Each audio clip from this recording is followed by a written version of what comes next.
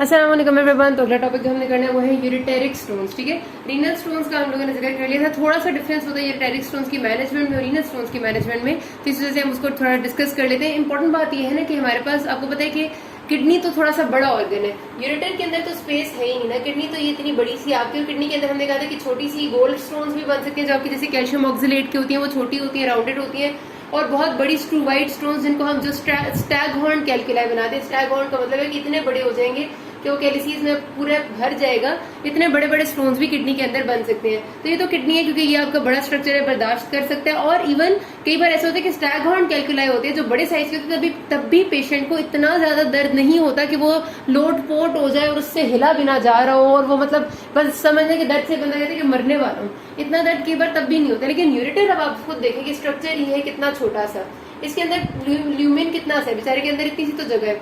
उसके अंदर आगे अगर एक स्टोन भी फंस जाता है जो उसकी वॉल्स में प्रेशर डाल रहे, उसे पुश कर रहे हैं, तो सवेयर कॉलिकी नेचर का पेन शुरू हो जाता है। ये बिल्कुल वही कॉलिकी पेन होता है जैसा आपके पेशेंट्स अपेंडिसाइटिस के साथ प्रेजेंट करते हैं। जब उन्हें अपेंडिसाइटिस हो जाता है तो तब भी ये होता है कि अपेंडिक्स आपकी इन्फ्लेम हो जाती है और वो ऑब्स्ट्रक्ट होती है। उसमें भी होता है ना कि अपेंडिक्स जो है वो ऑब्स्ट्रक्ट होता है उसका ल्यूमेन, और उसके बाद इन्फ्लेमेशन स्टार्ट होती है और फिर सिवियर कॉलिकी पेन होता है। यहाँ भी होता है कि स्टोन ने ऑब्स्ट्रक्ट किया ल्यूमेन और फिर सिवियर पेन स्टार्ट हुआ, इन्फ्लेमेशन शुरू हुई, तो पेशेंट को बहुत ज्यादा वाला दर्द होता है, बहुत ज्यादा वाला। ठीक है, तो इसका जो लेवल ऑफ पेन होता है कि पेशेंट कहते हैं कि मेरे से एक सेकंड के लिए भी सीधा भी नहीं हुआ जा रहा, लोट पोट हो जाता है, वो वाला दर्द होता है। अच्छा, जो यूरिटर स्टोन है, नॉर्मली तो आपको पता है कि यूरिटर के अपने अंदर स्टोन बनना तो बहुत ही इम्प्रोबेबल सी बात है। किडनी की ही स्टोन आती है जो यूरिटर में आ जाती है। तो वैसे तो आपको पता है कि ureter is a straight tube, तो स्टोन अगर छोटे साइज की या फिर इतनी भी है कि वो थोड़ी सी बड़ी भी है, तो वो आराम से यूरिन के फ्लो के साथ तकरीबन हमेशा यूरिटर में से पास कर जाती है।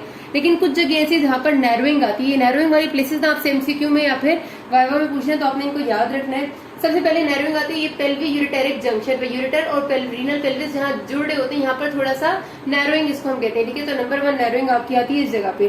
फिर नैरोइंग आती है आपकी जहाँ पर आइलिक वेसल्स क्रॉस करती हैं, आपकी दोनों तरफ की जो आइलिक वेसल्स है वो क्रॉस जहाँ पर करती है, वहां पर थोड़ा सा यूरिटर पे प्रेशर होता है, तो वो जगह आपकी नैरोइंग उसे हम कहते हैं। फिर आते हैं जो आपके मेल में वास डिफरेंस जहां पर से क्रॉस होगी वहां पर थोड़ी सी नैरोइंग होगी। ठीक है, वहां वास डिफरेंस आपकी मेल्स में क्रॉस करेगी यूरिटर को, वो नैरोइंग होती है 3rd। ठीक है, उसके बाद आपका जहां पर ये यूरिटर ब्लैडर में एंटर हो रहा है, ये वाली जगह एक और आपकी कंस्ट्रिक्शन या नैरोइंग आएगी नंबर 4। और जहां पर यूरिटर ओपन हो रहा है, ठीक है, एक तो एंटर हुआ ब्लैडर के अंदर, फिर थोड़ा सा ब्लैडर की वॉल के अंदर ट्रेवर्स करता है, और जहां पर ये खुलेगा वहां पर एक 5वीं नैरोइंग आपकी आएगी। तो ये वो जगह जहां पर स्टोन्स अक्सर लॉज कर सकती हैं, अगर वो थोड़े बड़े साइज की हैं तो वो फंस जाएंगी। ठीक हो गया। अच्छा, अब इसमें हमने क्लिनिकल फीचर्स पेशेंट के ये आते, मैंने आपसे बताया कि उसको पेन होगा तो बहुत ज्यादा होगा, सिंपल थोड़ा बहुत पेन नहीं होता अक्सर औकात। इवन अगर आपका ऐसा भी स्टोन है ना थोड़ा छोटे साइज का हो तो भी पेन उसका ज्यादा ही होता है। ठीक है, जो नॉर्मल एनाल्जेसिक्स से सेटल भी मुश्किल से ही होता है, वो ग्रोइन तक आपका जो जहर ये पेन होगा ये आपकी जेनिटेलिया तक आ रहा होगा, और अगर स्टोन आपकी डिस्टल एरिया में होगी तो फिर डेफिनेट सी बात है कि सारा जेनिटेलिया वाला रीजन सिवियर पेन कर रहा होगा। कि पेन होता कभी जो नर्व्स आपकी शामिल होती हैं वो इरिटेट होती हैं, और आपको पता है ये जो नर्व सप्लाई यहाँ पर है वही आपके ग्रोइन के एरिया में है, इस वजह से सारी जगह पेन होगा। उसके साथ आपको हो सकता है कि माइक्रोस्कोपिक हेमाचूरिया हो, लेकिन माइक्रोस्कोपिक होता है क्योंकि यहाँ पर कोई ऐसी वेसल्स इन्वेड नहीं हो रही होती कि बहुत ज्यादा ब्लड लॉस करें। तो अगर आप यूरिन आ रही करते हैं तो आपको उससे पता चलता है कि थोड़ा बहुत ब्लड भी था, लेकिन आपको ग्रॉस नहीं नजर आता। और एक और चीज होती है स्ट्रेंगरी। स्ट्रेंगरी का मतलब ये होता है कि जब आपके पास स्टोन है ना जो कि इंट्राम्यूरल पोर्शन का मतलब होता है यूरिटर की वॉल के अंदर अगर कहीं पर स्टक होगी है, तो इसका मतलब है कि वो पेन तो बहुत ज्यादा करेगी, लेकिन थोड़ा सा रास्ता यूरिटर के साथ से खाली होगा जहां से गुजर के यूरिन के कुछ ड्रॉप्स जा सकते हैं।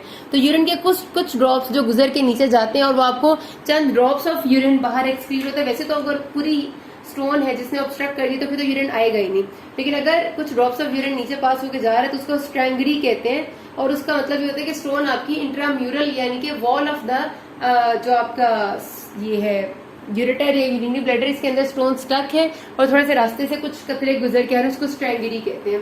तो बाहर पेशेंट प्रेजेंट हमेशा आपके पास ये करेगा कि सिवियर फ्लैंक पेन है, मेरे से सीधा भी नहीं हुआ जा रहा, बहुत ज्यादा दर्द है और मुझे पेशाब नहीं आ रहा।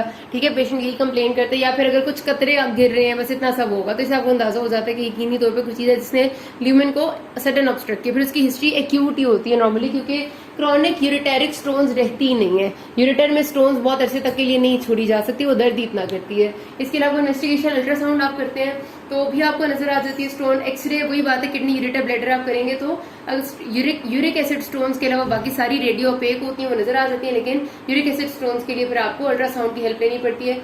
इंट्रावीनस जो यूरिथ्रोग्राम है वो वही बात है कि इसको करने से पहले आपके RFT जरूर चेक करने हैं जो बिल्कुल ठीक होने चाहिए, यानी कि अगर किडनी का फंक्शन खराब हुआ है आपकी ब्लड में, RFT से मतलब ब्लड में आप चेक करते हैं ना यूरिया, क्रेटिनिन, यूरिक एसिड, अगर किडनी का फंक्शन खराब था और urea, creatinine, uric acid blood में ज्यादा है, इसका मतलब ये है कि अगर आप उसको कंट्रास्ट देंगे तो कंट्रास्ट मजीद रीनल फंक्शंस को खराब कर देगा, तो आप फिर कंट्रास्ट नहीं देते।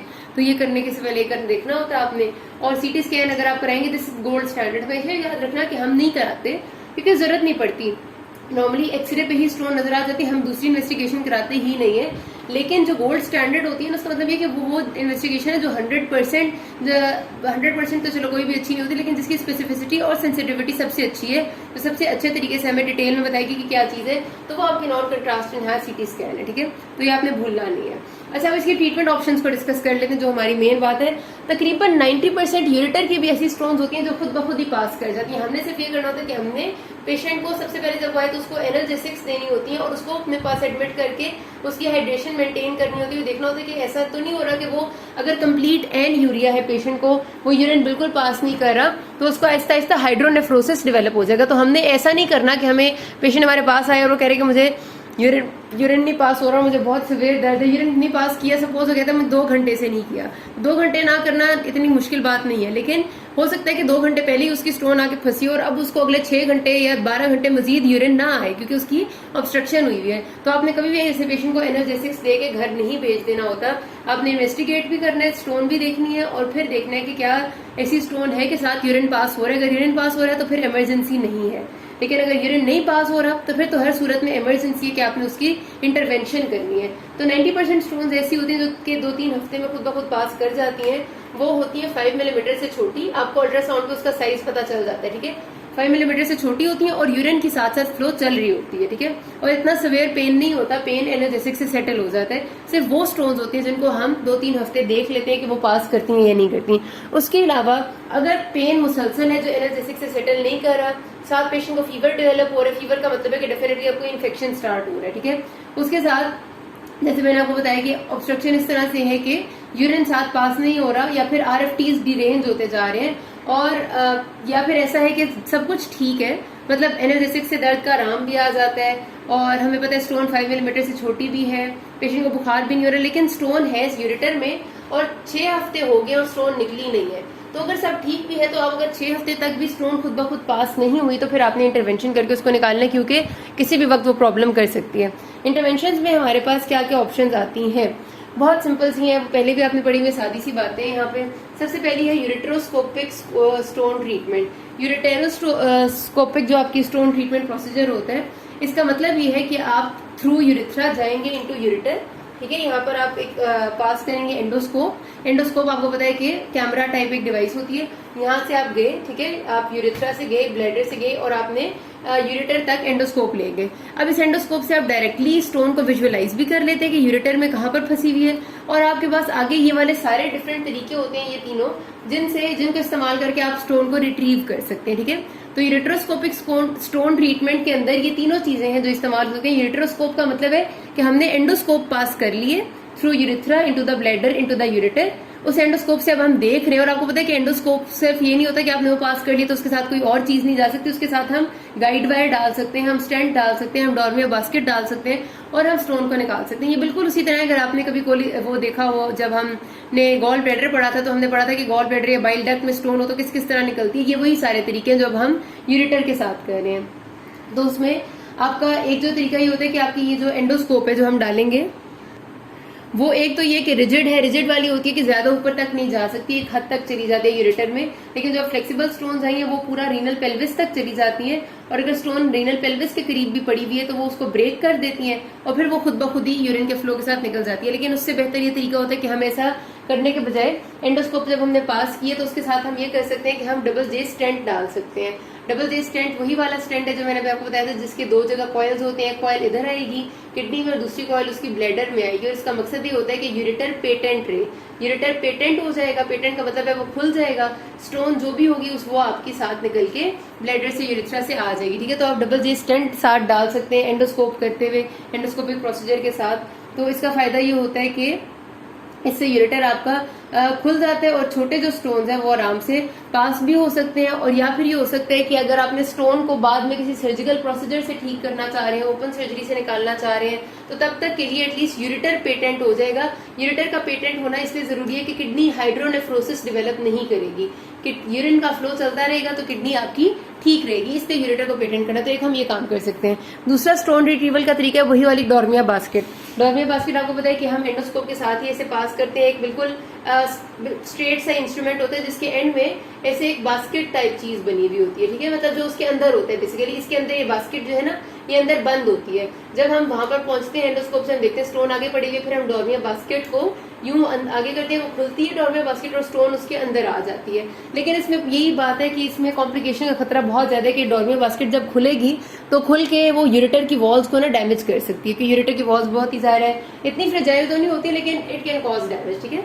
लेकिन ये एक स्टोन रिट्रीवल का तरीका है। एक तरीका ये होता है कि अगर हमारी stones proximal portion of ureter में है यानी पीछे है, तो हम क्या करते हैं कि हम ना इसको मजीद पुश करके किडनी में ले जाते हैं, मतलब पीछे धक्का दे देते हैं किडनी तक, और जब किडनी में पहुंच जाती है तो फिर हम आसानी से extra corporeal shock wave lithotripsy का प्रोसीजर करते हैं, यानी बाहर से जब हम शॉक वेव्स देते हैं और स्टोन को तोड़ देते हैं, और फिर जब स्टोन छोटे छोटे पीसेस में डिवाइड हो जाती है तो फिर वो खुद ब खुद आराम से through your normal with your normal urine pass हो जाती है। तो इसको तरीके को हम कहते हैं पुश बैंग। पुश बैंग हमारे उन स्टोन्स के लिए इस्तेमाल होता है जो मिडल या अपर पोर्शन ऑफ यूरेटर में फंसी हुई है। और अगर इनमें से किसी तरीके से यानी कि इन तरीकों से नहीं ठीक हो सकती, स्टोन नहीं निकल सकती, तो फिर हमें ओपन सर्जरी करनी पड़ती है। ओपन सर्जरी के लिए डिफरेंट इंसिजन्स हैं जो कि आप दे सकते हैं डिपेंडिंग अपॉन के कौन सी पोजीशन पे स्टोन फंसी हुई है। अगर वो ऊपर वाली पोजीशन पे, ऊपर से मतलब है कि अपर पोर्शन ऑफ यूरेटर में फंसी हुई है, तो उसके लिए जो इंसिजन देते हैं वो पाइलोलिथोटमी इंसिजन है। अच्छा, ऑनेस्टली मैं इनकी तस्वीरें दिखा देती हूँ, लेकिन आपको बिल्कुल भी जरूरत नहीं है कि आपको पता हो, क्योंकि ये आपसे कोई भी नहीं पूछता, ना कोई एक्सपेक्ट करता है इतनी, लेकिन इतना जरूर पता होना चाहिए कि आपकी एमसीक्यू में आ सकते हैं तो इंसिजन का नाम क्या है। तो अगर अपर पोर्शन में होगा तो पाइलोलिथोटमी इंसिजन देंगे, ठीक है, बस नाम कर ले। मैं भी आपको तस्वीर दिखाती हूँ तो आपको पोजीशन भी समझ आ जाएगी। लोअर पोर्शन ऑफ यूरेटर में अगर स्टोन फंसी हुई है तो उसके लिए आप देते हैं जिप्सन्स इंसिजन, ठीक है। और अगर स्टोन मिडिल थर्ड में होती है तो फिर आप उसको देते हैं incision which is called as muscle cutting iliac fossa incision. मतलब आपकी इंसिजन ऐसी है जो कि थोड़ा मसल्स कटेंगे उसमें, और फिर आप यूरेटर तक पहुंचेंगे और यूरेटर को फिर आप इंसाइज करके तो फिर आप उसको खोल के स्टोन रिट्रीव कर लेंगे। तो जिस लेवल पे अगर आपको स्टोन नजर आ रही है उस लेवल के करीब तरीन इंसिजन देनी जरूरी होती है, ऐसे ही नहीं अन्य वाकई भी काट देना होता। और मसल आपको होता है इंसिजन का भी तरीका होता है कि वेसल्स और नर्व्स कम से कम डैमेज हो along the fibres of the muscle, अगर मसल्स को डिवाइड करना पड़े तो करे, ताकि उसकी जो हीलिंग है वो जल्दी हो जाए। तो ये आपके पास तरीके हैं, मैं आपको एक तस्वीर दिखा देती हूँ ताकि आपको इनका वो पता चल जाए। वैसे ओवरऑल इसमें आपने बस आपके पास जो सिनेरियो है कि कभी अगर आप सकते हैं एमसीक्यूज में, तो वो यही होता जाता है कि बहुत सिवियर एक्यूट पेन के साथ पेशेंट प्रेजेंट किए और आपको देख मिला है कि यूरेटर में कोई मैस पड़ी हुई है, ठीक है, वो आपको बता देते हैं, क्योंकि एक्यूट पेन अक्सर आपकी रीनल स्टोन्स में भी हो सकती है, तो इतना ज्यादा ऐसे नहीं पता चलता। तो आपसे कहते हैं कि इसकी ट्रीटमेंट ऑप्शंस क्या है, तो इसमें जो ट्रीटमेंट ऑप्शन है वो ये सारे हैं। अब मैं आपको तस्वीर दिखा देती हूँ। अच्छा, ये देख लें, ये है पाइलोलिथोटमी इंसिजन। इसमें बेसिकली पेशेंट की पोजीशन ऐसी होती है कि उसको जिस साइड पे आपने सर्जरी करनी होती है उस साइड की वो ऊपर होती है और करवट पे होता है पेशेंट, नीचे वाली टांग फ्लेक्स करवा देते हैं और ऊपर वाली टांग एक्सटेंड कराते हैं। ये बैक से तस्वीर है। और उसके बाद यहाँ पर ये आपकी एक इंसिजन देते हैं हम, जिसको पाइलोलिथोटमी इंसिजन कहते हैं। ये अपर पोर्शन में से अगर आपने स्टोन निकाले यूरेटर के तो ये देंगे। ये देख लें, अगर आपने लोअर पोर्शन में से निकाले तो this is the Gipson incision, जो बिल्कुल आपके ये जो लाइन होती है जो आपका फोल्ड होता है आपकी स्किन का, उससे थोड़ी सी ऊपर है। और जो दरमियान के लिए हम कहते हैं कि muscle cutting iliac fossa incision, वो बेसिकली कोई स्पेसिफिक नहीं होती, वो यही होता है कि आप किसी भी जगह पर ऐसी इंसिजन देंगे दरमियान में जहां पर आपका जाहिर सी बात है कि आपको मसल्स को थोड़ा बहुत काटना पड़ेगा और आप बीच में पहुंचेंगे, तो वो मोस्ट प्रॉब्ली मैकबर्नीज पॉइंट वाली जगह पे ही होती है जहां पर आप अपेंडिसेक्टमी की इंसिजन देते हैं। तो यहाँ पर बात खत्म करते हैं। किसी कोई मसला हो कि ना, थैंक यू।